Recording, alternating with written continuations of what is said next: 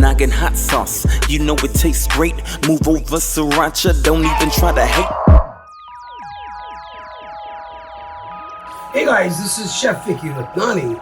So guess what I'm making today? I'm actually making a Naagin Hot Pulao. Let's start cooking. I've got a little bit of oil heating up in this pan.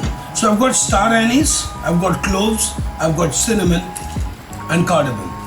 Beautiful. Just as soon as they start crackling, I'm going to be adding all my vegetables, okay? The green beans I'm going to be putting a little later so that we get a nice color and we keep the nutrition, okay?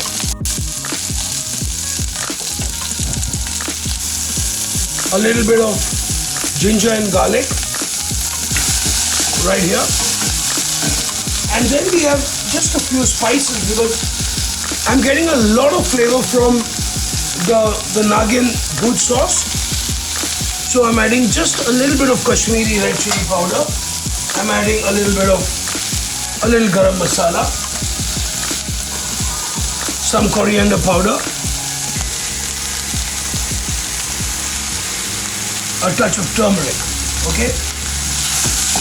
I'm going to give this a nice saute. Lovely. Awesome. So I'm sweating this lightly.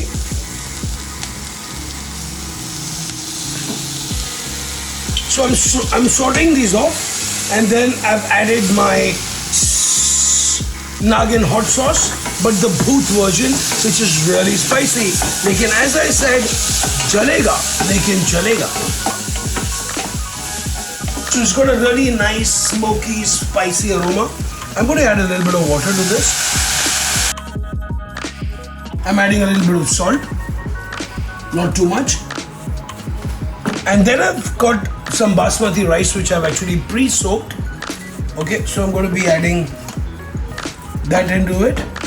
So make sure that you wash and rinse your rice properly to get rid of the starch.